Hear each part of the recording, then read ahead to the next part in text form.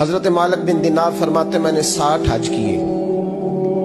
ایک حج کے موقع پر میں نے بڑا رش دیکھا, لاکھوں کا اجتماع ہوا. میری باتوں کی سمجھ تو آ رہی ہے نا آپ دوستوں؟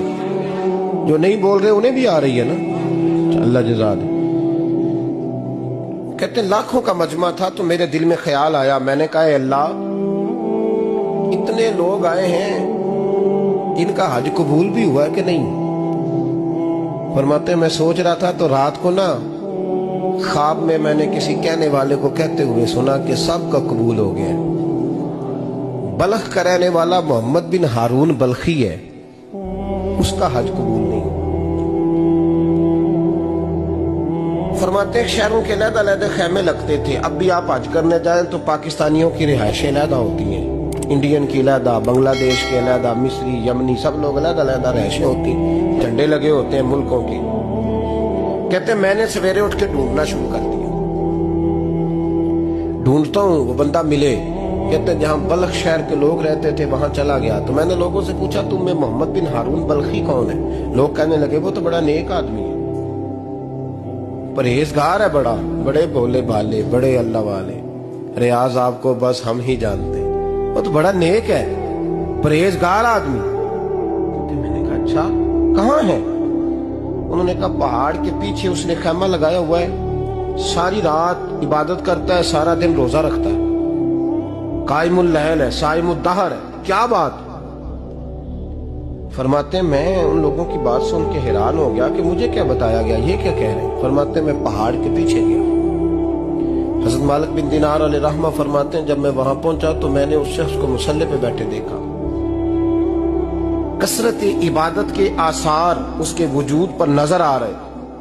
سیدھا بازو اس کا کٹا ہوا تھا.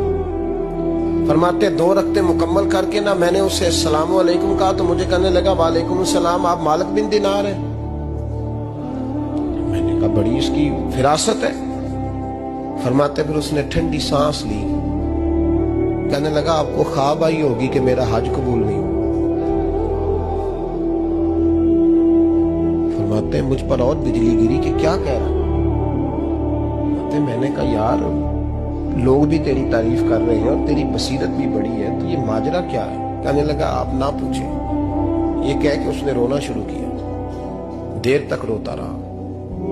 میں نے کہا نہیں یار تو بتا. کہنے لگا نہیں آپ نہ پوچھیں, آپ ناراض ہو گئے. میں نے کہا میں نہیں ہوتا, تو بولنا.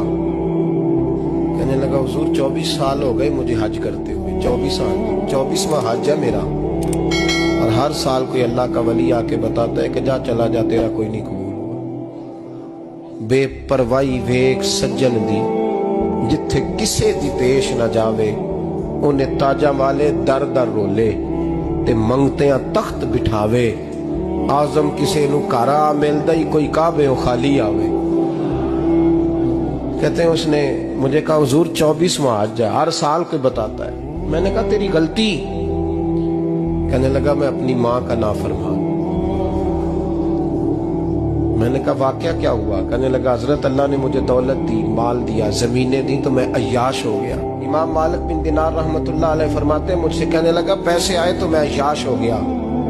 رمضان کا مہینہ تھا, عصر کے بعد میری اماں افطاری کی تیاری کر رہی تھی. میں گیا, میں نے کہا شراب پی ہوئی, اماں روٹی دے. تو اماں کہنے لگی شرم کر, شرم کر, روزہ رکھا نہیں تو جنہوں نے رکھا ہے ان کا تو خیال کر. کہتے اماں کی بات کا مجھے غصہ لگا. میں کہا کرتا ہوں بد نصیب ہے وہ بیٹا جس کا باپ اس سے بات کرتے ہوئے ڈرتا ہے کہ پتہ نہیں کہاں سے بولے گا. بد نصیب نہیں وہ بیٹا جس کی ماں اس سے بات کرتے ہوئے سہم جاتی ہے کہ پتہ نہیں کون سی بولی بولے گا. بد نصیب نہیں کہ ماں باپ بھی جس سے کھول کے بات نہ کر سکے. حضرت مالک بن دینار سے کہنے لگا اماں نے جب کہا نا شرم کر تو مجھے غصہ آیا, میں نے ماں کو تھپڑ مارا اور میری ماں جلتے ہوئے تندور میں گری. لوگوں نے مجھے پکڑ کے اندر بند کر دیا کمرے میں.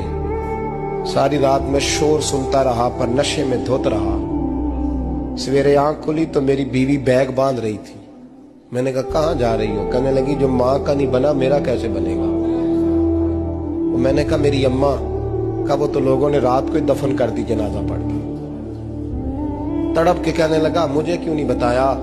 تو کہتے ہیں لوگ کہنے لگے تیری مرتی ہوئی ماں کہہ گئی تھی اسے میرا منہ نہ دیکھنے دینا. میرے جنازے کے قریب نہ آئے.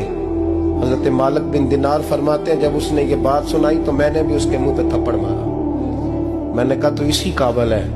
کہتے ہیں وہ رونے لگا, حضور دعا کرے اللہ مجھ سے راضی ہو جائے.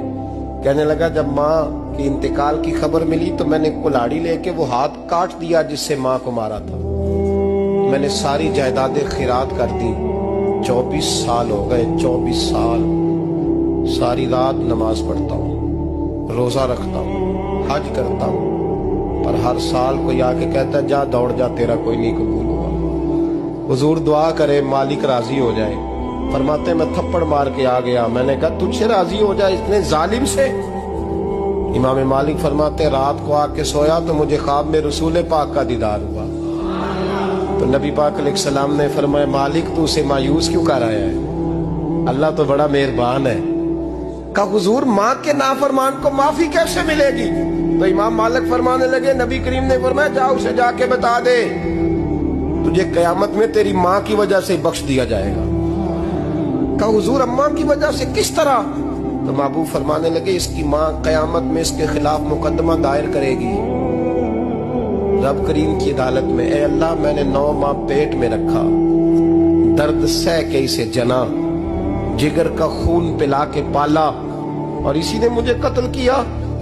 رب کریم اس کی ماں کا مقدمہ سن کے کہے گا اٹھاؤ اس کو دوزخ میں پھینکو, اس نے ماں جلائی تھی اسے بھی جلاؤ. محبوب فرمانے لگے جب پکڑ کر کے مالک اس کو محمد بن ہارون کو لوگ لے جائیں گے نا جہنم کی طرف, ابھی فرشتے گھسیٹیں گے ہی تو پلٹ کے پھر اماں کی طرف دیکھے گا, اور دوسری دفعہ پھر گھسیٹیں گے تو پلٹ کے دیکھے گا, اور تیسری دفعہ پھر پلٹ کے کہے گا اماں یہ مجھے جلانے لگے, اماں یہ جہنم میں پھینکنے لگے.